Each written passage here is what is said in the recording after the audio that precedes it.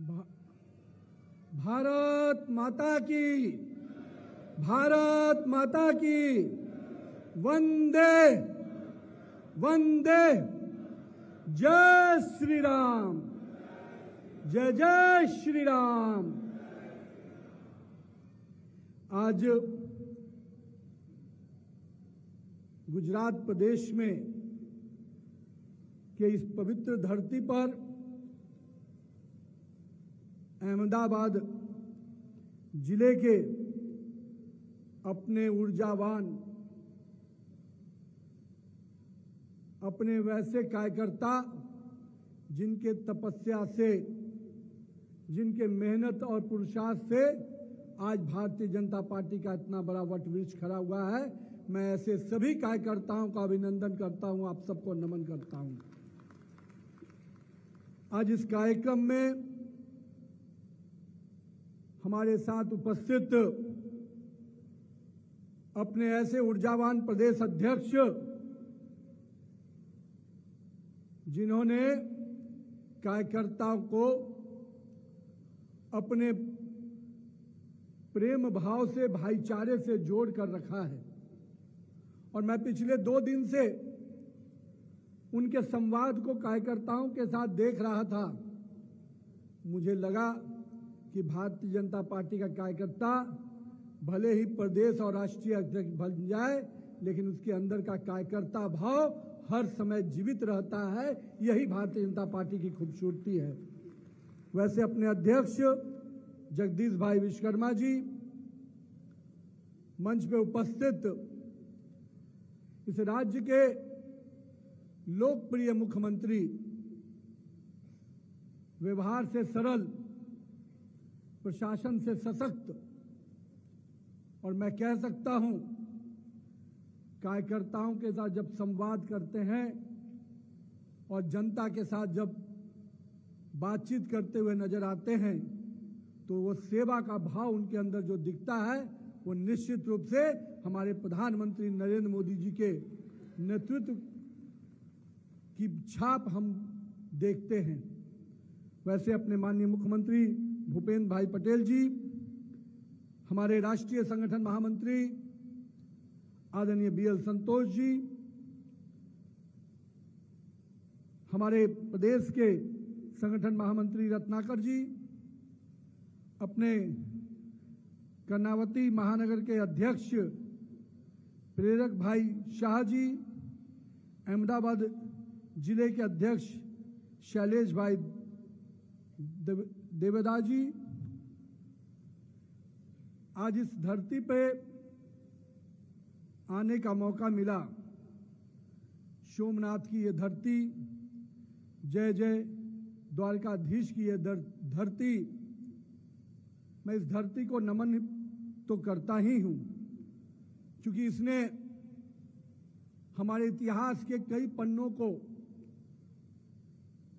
केवल संजोया ही नहीं है, भारत के भविष्य को भी बनाने में यहाँ के पुरुषों का, यहाँ के लोगों का बहुत बड़ा पुरुषार्थ है। आज इतिहास से लेकर अगर कुछ पन्नों को हम देखते हैं, तो दक्ष के साप से मुक्ति के लिए चंद्रदेव ने यहाँ के प्रभास क्षेत्र में महादेव की सोमनाथ के रूप में उपासना करके जो सफलता पाई, 5000 साल पहले द्वारकाधीश ने, श्री कृष्ण ने यहाँ से कुरुक्षेत्र जाकर गीता का संदेश दिया। आजादी के आंदोलन को महात्मा गांधी ने यहाँ से शंखनाद दी। इस पवित्र भूमि को, जहाँ सरदार वल्लभ भाई पटेल जैसा शख्सियत की जन्मभूमि बनी, ऐसे वीर धरोहर जिस राज्य के नेतृत्व करता हो, वो राज्य निश्चित रूप से अव्वल रहेगा और हमेशा आगे बढ़ता रहेगा। लेकिन पिछले 25 वर्षों से भी अधिक जिस व्यक्ति ने राजनीति में सेवा को माध्यम मानते हुए जो लोग कहते हैं कि सत्ता शासन का माध्यम होती है, हमारे प्रधानमंत्री श्री नरेंद्र मोदी जी कहते हैं सत्ता सेवा का माध्यम होती है। ये हमारे नेतृत्वकर्ता की परिचय है। आज जब हम अपने नेतृत्व की तरफ देखते हैं और वहीं पर एक ऐसा भी नेतृत्व देखते हैं जहां पर सिद्धांत की अकालता है, जहां पर नीति नहीं है, जहां नियत नहीं है, और एक तरफ भारतीय जनता पार्टी का ऐसा नेतृत्व है जहां पर नियत भी स्पष्ट है, नीति भी स्पष्ट है और नेतृत्व भी स्पष्ट है। और यही कारण है कि हमारी सशक्त नीति, सशक्त नेतृत्व आज भारतीय जनता पार्टी को लगातार परचम लहराने के लिए नेतृत्व प्रदान कर रहा है। आज हमारे गुजरात के भाई बहन लंबे वर्षों से यहां के शासन में जनता के विश्वास को जीतते हुए, जनता के साथ काम करते हुए लगातार गुजरात को नई ऊंचाई पर लेके जा रहे हैं। माननीय मुख्यमंत्री आदरणीय भूपेंद्र भाई पटेल जी को मैं आज पिछले 2 दिन से काम करते हुए देख रहा था और जिस प्रकार से मैंने सुना था, आज गुजरात को विकास के हर पैमाने पर मैंने आज उस रूप में देखा है।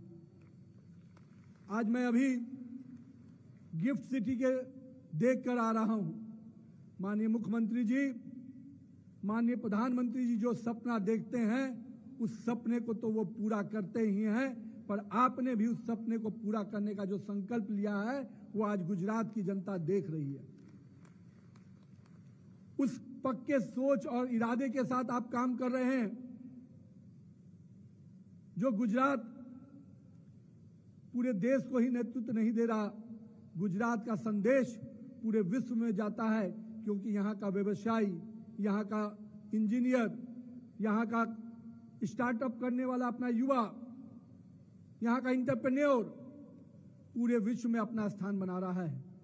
और उसका पहला कारण आप जैसे नेतृत्वकर्ता का उनको सपोर्ट देने का है। मैं आज इस डिजिटल क्रांति के युग में जिस प्रकार से आपके राज्य में लगातार रिकॉर्ड निवेश मिल रहे हैं, रिकॉर्ड स्टार्टअप हो रहा है, और हम कह सकते हैं कि आज भारतीय जनता पार्टी के इस नेतृत्व में आज लगातार गुजरात प्रत्येक दिन नई ऊंचाइयों को छू रहा है। युवाओं ने जहां नारा बुलंद किया स्टार्टअप इंडिया का, स्किल इंडिया का, डिजिटल इंडिया का, वहीं गुजरात प्रदेश को आपने सेमीकंडक्टर के निवेश के साथ जिस प्रकार से यहाँ की अर्थव्यवस्था को मजबूत करने का काम किया है, वो आने वाले समय में गुजरात का युवा केवल जॉब सीकर्स नहीं है, जॉब गिवर्स बनकर उभर रहा है। ये बहुत बड़ी बात है मित्रों। लेकिन मित्रों, हमारे यहां पर बैठे हुए तमाम कार्यकर्ता भाई, देश में कुछ ऐसे तत्व भी हैं जो लगातार इस देश के सम्मान को चोट पहुंचाने का काम कर रहे हैं। हमारे अभी प्रदेश अध्यक्ष आपसे चर्चा कर रहे थे, जहां देश एक ओर माननीय प्रधानमंत्री के नेतृत्व में लगातार आगे बढ़ रहा है, वहीं दूसरी ओर ऐसा भी नेतृत्व है जो इस देश को हर दिन शर्मसार करने के लिए मजबूर कर रहा है। मैं मानता हूं जिस संगठन में कि न कोई नियत सही हो, जिस संगठन में क्या न कोई सिद्धांत हो, जिस संगठन की न कोई नीति हो और जिस संगठन का कोई नेतृत्व नहीं हो, वह संगठन हमेशा खोखला हो जाता है और वो अराजकतावादी हो जाता है। और उसी अराजकतावादी का परिचय कल कांग्रेस के कार्यकर्ताओं ने दिया है। राहुल गांधी जी जिस प्रकार से देश के युवाओं को आप ऐसी दिशा देना चाह रहे हैं जो कहीं न कहीं एक नकारात्मक के साथ साथ इस देश की छवि को नुकसान पहुंचा रहा है। राहुल गांधी हमेशा राजनीति को पार्ट टाइम पॉलिटिक्स मानते हैं। राजनीति उनके लिए केवल एक इवेंट होता है, राजनीति केवल उनके लिए एक स्टंट होता है। पर आज उनको ये समझना होगा, जब देश गौरव का क्षण महसूस करता है, उस समय आप उस देश के गौरव के क्षण को कहीं न कहीं कुठाराघात करते रहते हैं। आपने देखा होगा कई ऐसे अवसर आए जब भारत का तिरंगा सम्मान पा रहा था, उस समय राहुल गांधी के लोग और राहुल गांधी हमेशा देश के तिरंगे के सम्मान पर सवाल उठाते हैं। यह इतिहास उनका शुरू से रहा है। जब भारत में सैनिकों के सर काट दिए जाते थे, उस दिन उनकी सरकार मौन बैठी रहती थी, और जब ऑपरेशन सिंदूर के माध्यम से हमारी सेनाएं फतह करके आती हैं तो वो उस पर सवाल उठाते हैं। आखिर हमको ये परिस्थिति को भी देखना होगा। हम बूथ से आए हुए कार्यकर्ता हैं। गुजरात प्रदेश जिस प्रकार से आगे बढ़ रहा है, लेकिन गुजरात के नागरिकों को देश की इस राजनीतिक परिस्थिति को भी देखना है। किस प्रकार से लगातार संविधान की दुहाई देने वाले लोग संविधान के हमेशा चोट पहुंचाते हैं, तार तार करते हैं। डॉक्टर भीमराव अंबेडकर के नाम पर जो लोग राजनीति करते हैं, मैं उनसे पूछता हूं, डॉक्टर भीमराव अंबेडकर को भी चुनाव हराने का काम, अपमानित करने का काम किसी ने किया तो यही नेहरू गांधी परिवार ने किया था। ये बात को भी हमें याद रखना है। इन्होंने केवल गांधी परिवार को ही सम्मान देने का काम किया, और वो भी नेहरू परिवार से शुरू होता है, इंदिरा तक खत्म हो जाता है। जिस देश में क्या प्रधानमंत्री ये कहता हो कि 45 करोड़ जनता हमारे लिए लायबिलिटी है, जिस देश में का प्रधानमंत्री कहता हो कि 57 करोड़ जनता हमारे लिए लायबिलिटी है, उस नेतृत्व के बारे में आप सोच सकते हैं। ये कोई और नहीं, नेहरू और इंदिरा जैसे प्रधानमंत्री थे जिन्होंने इस देश की जनसंख्या को लायबिलिटी समझा। लेकिन आज हमारे प्रधानमंत्री जी की सोच देखिए, वो हमेशा कहते हैं मेरे लिए 140 करोड़ जनता मेरी एसेट है और मैं इसके बल पर इस देश का विकास करना चाहता हूं। यह हमारे नेतृत्वकर्ता की सोच है। हमें याद रखना चाहिए, ये जो इटालियन कांग्रेस के लोग हैं, उन्होंने हमेशा इस देश को धोखा दिया है, घोटाला दिया है, और हम तो वो भी दिन देखे हैं जब देश का युवा पूरे निराशा के वातावरण में डूब गया था, क्योंकि वो आकाश से पाताल तक केवल घोटाला और घोटाला हो रहा था। लेकिन आपको गर्व होगा आपकी अपनी सरकार पर, चाहे वो यहां पर बैठी हुई सरकार हो, चाहे दिल्ली की बैठी हुई सरकार। भाजपा कार्यकर्ता सीना ठोक के कह सकता है कि मेरे मंत्री, मेरे विधायक, मेरी सरकार हमेशा जनता के सेवा में रहती है। हम पर एक भी आरोप भ्रष्टाचार का नहीं लगाया जा सकता है। लोग कहते हैं हम कठोर फैसले लेते हैं, तो मैं हमेशा कहता हूं भारतीय जनता पार्टी कठोर फैसले लेती है क्योंकि हम जनता के हित के फैसले लेते हैं। आज पूरे देश में घुसपैठियों की बात होती है, और जब हमारे नेता इस पे पूरी तरह से करारा प्रहार करते हैं तो कई पॉलिटिकल पार्टी को बहुत पीड़ा होती है, क्योंकि उनका वोट बैंक घसकता हुआ नजर आता है। लेकिन भारतीय जनता पार्टी भारत के लोगों को भारत का हक दिलाएगी, घुसपैठियों का हक दिलाने का काम हमारा नहीं है। इस बात को जब हम लेकर आगे बढ़ते हैं तो कहीं ना कहीं ये दिखता है कि किस प्रकार से तुष्टीकरण की राजनीति को आगे बढ़ाने का काम किया गया। आज माननीय प्रधानमंत्री जी के नेतृत्व में इस देश के सांस्कृतिक विरासतों को पुनर्जीवित किया गया, चाहे वो काशी विश्वनाथ का कॉरिडोर हो, चाहे महाकाल का उज्जैन का वो कॉरिडोर हो। आज देश के कई ऐसी संस्थानें जो पूरी तरह से घाटे में चलती थी, पूरी तरह से सरकारी संस्थाएं खत्म हो रही थी, उनको पुनर्जीवित किया गया। इस देश में हमने देखा किस प्रकार से जब जब विकास की बात की गई उन्होंने विकास को हमेशा चोट पहुंचाने का काम किया। अभी हाल ही में आपने देखा संसद के सत्र में किस प्रकार का व्यवहार कांग्रेस के सांसदों ने किया। प्रधानमंत्री जी को संसद के अंदर आने के लिए भी जिस प्रकार से उन्होंने घिनौना खेलने का प्रयास किया, जो हरकत करने की साजिश की थी, वो उनकी सोच को दिखाता है। मैंने इसीलिए कहा कि राहुल की कांग्रेस पूरी तरह से अर्बन नक्सलिज्म की गढ़ बन चुकी है और ये गढ़ कोई और नहीं, राहुल के प्रोत्साहन से चलती है। क्योंकि भारत का युवा किसी भी हाल में भारत के सम्मान के लिए अपनी हर कुर्बानी देता है। आप चंद्रशेखर आजाद से तुलना करते हैं, आप महात्मा गांधी से तुलना कर रहे हैं। अरे महात्मा गांधी और चंद्रशेखर आजाद ने भारत के तिरंगे के सम्मान के लिए फांसी पर लटक गए, पर भारत का सम्मान झुकने नहीं दिया। पर आपके लोग, जब पूरा भारत गर्व कर रहा था, जब पूरा भारत AI समिट के माध्यम से विश्व को संदेश दे रहा था, उस समय आपने भारत के उस संदेश को चोट पहुंचाने का काम किया। और आप कहते हैं,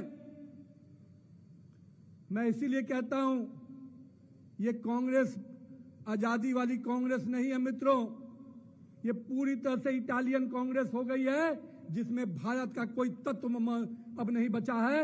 ये केवल इटालियन कांग्रेस के तत्व से काम कर रही है, क्योंकि भारत के संस्कारों में पला हुआ व्यक्तित्व, भारत के संस्कृति में पला हुआ व्यक्तित्व इस मिट्टी के साथ कभी कोई गद्दारी नहीं कर सकता। ये मिट्टी की गद्दारी कोई कर रहा है तो निश्चित रूप से ये इटालियन कांग्रेस कर रही है। इसलिए हम सब यहां पे आए हुए अपने कार्यकर्ताओं को कमर कस लेना होगा मित्रों। अभी जो लड़ाई आप लड़के लंबे समय तक यहां पर सरकार बनाए हैं और आने वाले समय में और भी कई चुनाव आएंगे, उन चुनावों में भी आपको लगातार परिश्रम करना है, क्योंकि आपकी जीत पूरे भारत को संदेश देती है। जिस राज्य से माननीय प्रधानमंत्री जी और माननीय गृह मंत्री जी आते हैं, जिनके नेतृत्व में कई राज्य सरकारें बन रही हैं, जिनके नीतियों के कारण, जिनके कार्यप्रणाली के कारण कई राज्यों में कार्यकर्ता संघर्ष करने के लिए आगे बढ़ रहा है। हम केरल की बात करते हैं, अभी हाल ही में केरल के कार्यकर्ता दिल्ली आए थे, वहां निगम के चुनाव में, वहां कॉर्पोरेटर के चुनाव में भाजपा कार्यकर्ता अब जीत कर आगे आ रहा है। उस बलिदान को देते हुए, उस कुर्बानी को देते हुए, उस विषम परिस्थिति में जहां हमारे सैकड़ों कार्यकर्ताओं ने कुर्बानी दी केवल कमल के फूल को खिलाने के लिए, और वो कमल का फूल जब खिलता है तो देश सुरक्षित होता है मित्रों। देश सांप्रदायिक ताकतों को पूरी तरह से चोट पहुंचाने का काम करता है। हम अब इसलिए इस बात को कि भारतीय जनता पार्टी के कार्यकर्ता केवल एक वार्ड, एक बूथ नहीं जीतता है, वो पूरे देश को मजबूत सुरक्षित रखने के लिए चुनाव लड़ता है। इसलिए मैं आप सबसे आग्रह करूंगा, आने वाले चुनाव में, जो लोकल बॉडी के चुनाव में हैं, हमारे सभी कार्यकर्ता कमर कसकर एक एक बूथ पे कमल खिलाने का काम कीजिए। नरेंद्र मोदी जी का जो नेतृत्व है आज पूरे देश को दिशा दे रहा है, पूरे विश्व में भारत का नाम आगे बढ़ रहा है। अरे उस कश्मीर के लाल चौक पर जहां पाकिस्तान का झंडा लहराता था, आज तिरंगे की रोशनी में नहाया हुआ है। इसका श्रेय जाता है आपके गुजरात के लाल को, और वो गुजरात का लाल आप ही के साथ संघर्ष कर कर यहां पहुंचा है। मैं चाइना के बॉर्डर पे भी गया था, वहां के बॉर्डर पे शहीद श्रद्धांजलि यात्रा के माध्यम से गया था। जब मैं उस समय गया था 2012 में, तो मुझे मालूम हुआ कि कांग्रेस की सरकार कहती थी कि मैं अपने बॉर्डर तक, भारत की सीमाएं बॉर्डर तक सड़क नहीं बनेंगी, क्योंकि अगर सड़क बनेंगे तो विदेशी ताकतें वहां से भारत में घुस आएंगी। ये सोच थी कांग्रेस के नेताओं की। हमारी सीमाओं में सड़क नहीं बनते थे, हमारे सैनिक को संघर्ष कर कर वहां पर सीमाओं पर खड़ा रहना पड़ता था, कोई उनको सुविधा नहीं मिलती थी। पर गर्व कीजिए अपने नेतृत्वकर्ता पे, आज आपका नेतृत्व उस पूरी सीमा तक सड़क भी बनाता है, एयरबेस भी बनाता है, और गर्व से कहता है कि मेरा सैनिक वहां पर खड़ा है। अभी जिस तरह का खेल खेला गया लोकसभा और विधानसभा में, उन्होंने पूछा कि अगर हमारे सैनिकों को खुली छूट दी गई, उन्होंने पूछा कि हमें क्या करना है, तो हमारे नेतृत्वकर्ता ने कहा जो तुमको उचित लगता है करो, ईंट का जवाब पत्थर से देना है, पत्थर से दो, ये खुली छूट हमारी सरकार ने दिया। याद कीजिए उनकी सरकारों का समय, सेना को खुली छूट तो क्या, सेना को यह कहा जाता था तुम थोड़ा पीछे हट जाना, कहीं अब विदेशी ताकतें हमसे नाराज नहीं हो जाए। नेहरू ने जिस प्रकार के समझौते किए चीन को लेकर, जिस प्रकार के अरुणाचल को लेकर जिस प्रकार के समझौते हुए, वो वहां के लोगों से जब पूछिएगा उसका दर्द तब समझ में आएगा। इन लोगों ने केवल अपनी साख को बनाए रखने के लिए भारत के सीमाओं के साथ समझौता किया।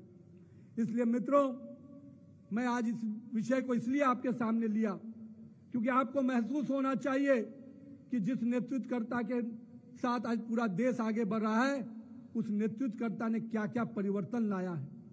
वो केवल आपके गुजरात को नहीं बदला है, उन्होंने केवल आपके गुजरात के विकास को नहीं किया है, उन्होंने आपके गुजरात को ही केवल सुरक्षित नहीं किया है, उन्होंने देश को सुरक्षित किया है, देश को विकास के रास्ते पे आगे लेके गए। तो आपकी जवाबदेही बढ़ जाती है मित्रों, आप पर दोहरी जवाबदेही रहती है। एक तो अपने गुजरात को उसी विकसित गुजरात के रूप में आगे बढ़ाते रहना, अपने भारतीय जनता पार्टी को उसी प्रकार से मजबूत बना के रखना, बूथ पर सशक्त, मंडल में सशक्त, शक्ति केंद्र पर सशक्त, ऐसे संगठन का उसी प्रकार से निर्माण किए रहना, और साथ ही साथ आपका यह मेहनत देश को भी सुरक्षित करता है और पूरे देश में भारतीय जनता पार्टी को आगे बढ़ाता है। इसलिए मित्रों, मैं आप सबसे आग्रह करने आया हूं कि आइए अपने देश को आगे बढ़ाने में जिस प्रकार से नरेंद्र मोदी जी काम कर रहे हैं, जिस प्रकार से भारतीय जनता पार्टी का एक एक कार्यकर्ता बंगाल से लेकर केरल से लेकर असम में संघर्ष कर मजबूती से भाजपा को आगे बढ़ा रहा है, आपका भी प्रयास आज भी वही रहना चाहिए। अपने बूथ पर एक एक वोट हमको भाजपा के झोली में लाकर रखना है, इसका प्रयास हम सबको करना चाहिए। हम 52% वोट लाए हैं, लेकिन आने वाले समय में इस वोट को हमको और आगे बढ़ाना है।